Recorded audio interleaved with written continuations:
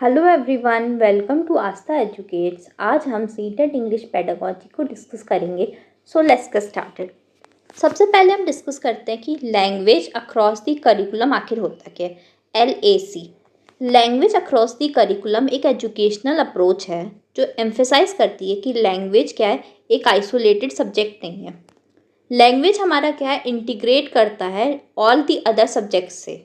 जो भी हमारे क्या है डिफरेंट सब्जेक्ट्स हैं उनसे हम क्या है लैंग्वेज को इंटीग्रेट करते हैं, क्योंकि हम लैंग्वेज की हेल्प से क्या है डिफरेंट सब्जेक्ट्स के बारे में क्या है थिंक करते हैं, लर्न करते हैं, उनके कॉन्सेप्ट्स को और कम्युनिकेट करते हैं मैथमेटिक्स, साइंस और सोशल स्टडीज़ जैसे सब्जेक्ट्स को। तो ये था हमारा language across the curriculum. Language across the curriculum क्या है, हमारा हेल्प करता है लैंग्वेज को मर्ज करने में डिफरेंट सब्जेक्ट्स के साथ। अब हम डिस्कस करते हैं कि मल्टीलिंगुअलिज्म आखिर होता क्या है। मल्टीलिंगुअलिज्म यानी कि बहुभाषिकता। जो इंडिविजुअल क्या है एक से ज़्यादा लैंग्वेजेस को बोल सकता है उसे हम क्या कहेंगे, मल्टीलिंगुअल कहेंगे। मल्टीलिंगुअलिज्म क्या है, एक रिसोर्स है ना कि एक बैरियर है। मल्टीलिंगुअलिज्म क्या है, हमारे लिए एक रिसोर्स की तरह एक्ट करता है, क्योंकि क्या है मल्टीलिंगुअलिज्म से हमारी क्या कॉग्निटिव एबिलिटीज़ डेवलप होती हैं, जिससे क्या है हम क्या है अपनी कॉग्निटिव एबिलिटीज़, मेंटल थिंकिंग में हम क्या है स्ट्रांग बनते हैं।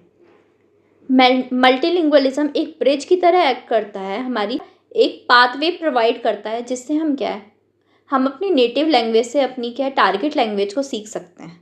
तो मल्टीलिंगुअलिज्म एक रिसोर्स की तरह एक्ट करता है और हमारा टीचर क्या होता है मल्टीलिंगुअल क्लासरूम में एक फैसिलिटेटर की तरह होता है। वो हमें क्या रोल और गाइड लिंगुअल क्लासरूम में क्या एक टीचर का रोल कैसा होता है कि वो क्या है हमें गाइडेंस और स्कैफोल्डिंग प्रोवाइड करता है, ताकि हम मल्टीलिंगुअल क्लासरूम में अच्छे से एडजस्ट कर सके। मल्टीलिंगुअल क्लासरूम क्या होते हैं, ये एक डाइवर्स सोसाइटी के लिए बहुत इंपॉर्टेंट होते हैं। अब हम डिस्कस करते हैं कुछ मल्टीलिंगुअलिज्म से related questions. In the context of Indian classroom multilingualism should be primarily viewed by an English teacher. यानी कि एक इंडियन क्लासरूम में मल्टीलिंगुअलिज्म को किस तरीके से देखना चाहिए इंग्लिश टीचर को। A challenge for classroom management, a barrier to English proficiency, a resource for teaching learning, a distraction from the curriculum। तो एक मल्टीलिंगुअलिज्म को हमें एक टीचर को क्या है मल्टीलिंगुअलिज्म को एक रिसोर्स की तरह देखना चाहिए, उसे क्या है एक अपॉर्चुनिटी की तरह देखना चाहिए, ताकि हम क्या अपने क्लासरूम को और बेहतर बना सकें। Next question, in a multilingual classroom the teacher should play the role of. एक मल्टीलिंगुअल क्लासरूम में टीचर को किस तरीके का रोल प्ले करना चाहिए। Provider of bilingual dictionary meaning as a facilitator, model who uses only target language, only corrects error. तो हमें क्या एक मल्टीलिंगुअल क्लासरूम में एक टीचर को क्या एक फैसिलिटेटर, गाइडर और क्या स्कैफोल्डर की तरह रोल प्रोवाइड करना चाहिए। अब हम डिस्कस करते हैं कि बेसिक इंटरपर्सनल कम्युनिकेशन स्किल्स यानी कि बिक्स। ये हमारी क्या होती है लैंग्वेज स्किल्स होती हैं, जो क्या है हमें डे टू डे लाइफ में नीडेड होती हैं, जिससे क्या है दो इंडिविजुअल्स आपस में कम्युनिकेट करते हैं। ये कहाँ पे यूज़ होती है, हमारे सोशल कॉन्टेक्स्ट में यूज़ होती हैं। इसमें hand gestures, facial expressions and informal chats included होती हैं। बिक्स को सीखने के लिए एक इंडिविजुअल को क्या है 6 मंथ से लेके 2 ईयर्स तक का टाइम लगता है। अब हम डिस्कस करते हैं कि इससे रिलेटेड कुछ questions. In a multilingual classroom a teacher notices a student can easily follow verbal instruction for a game but struggles to read the written rules. This suggest the student A naturally unmotivated, needs a stricter teacher, has an hearing impairment, master basic social बिक्स।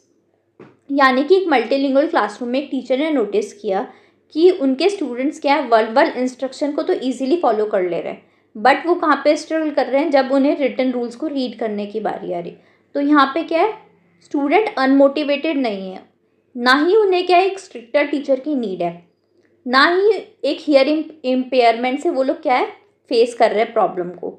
वहाँ पे क्या problem है, वहाँ पे क्या है कि उन्होंने क्या है सोशल स्किल्स को मास्टर करा हुआ है, बेसिक इंटरपर्सनल कम्युनिकेशन स्किल्स। तो हमारा आंसर क्या होगा, ऑप्शन नंबर डी होगा। अब आता है हमारा कॉग्निटिव एकेडमिक लैंग्वेज प्रोफिशिएंसी यानी कि CALP। ये क्या होती है, हमारी क्या होती है, फॉर्मल होती हैं, एब्स्ट्रैक्ट होती है और कॉन्टेक्स्ट रिड्यूस लैंग्वेज स्किल्स होती हैं, जो कि क्या होती है, हमें नीडेड होती है ताकि हम क्या है, डिफरेंट कॉम्प्लेक्स स्कूल सब्जेक्ट्स को अंडरस्टैंड कर सकें। ये हमारे क्या होते हैं, कॉग्निटिव एकेडमिक लैंग्वेज होती है। जो हमारी डिफरेंट सब्जेक्ट्स की लैंग्वेजेस होती हैं वो क्या होती है, कॉम्प्लेक्स होती हैं। उन्हें क्या समझने के लिए क्या है, हमें कॉग्निटिव एकेडमिक लैंग्वेज प्रोफिशिएंसी की नीड होती है। इसे सीखने के लिए एक इंडिविजुअल को 5 से 7 साल का समय लगता है। इसमें क्या होता है, बच्चे क्या है, इस कॉग्निटिव एकेडमिक लैंग्वेज प्रोफिशिएंसी का यूज़ करके बच्चे क्या अंडरस्टैंड कर सकते हैं, डिस्कस कर सकते हैं कॉम्प्लेक्स टॉपिक्स को, maths, sciences, history and literature के।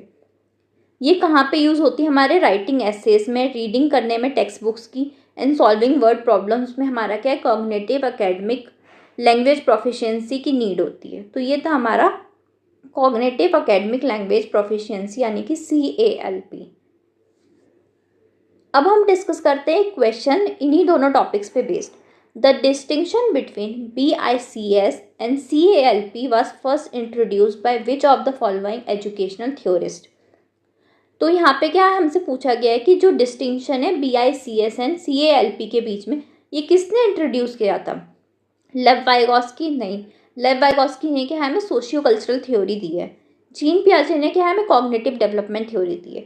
नॉम चॉम्स्की ने क्या हमें लैंग्वेज एक्विजिशन डिवाइस के बारे में बताया है। तो हमारा आंसर क्या होगा, जिम क्यूमेंस। उन्होंने क्या हमें डिस्टिंक्शन दिया था बिटवीन BICS एंड CALP। तो ये थे हमारे दोनों टॉपिक्स। अब हम क्या है, इस वीडियो को यहीं एंड करेंगे। अगर आपको ये वीडियो अच्छा लगा हो तो प्लीज़ इस वीडियो को लाइक करें, शेयर करें and subscribe to my channel. Thank you so much.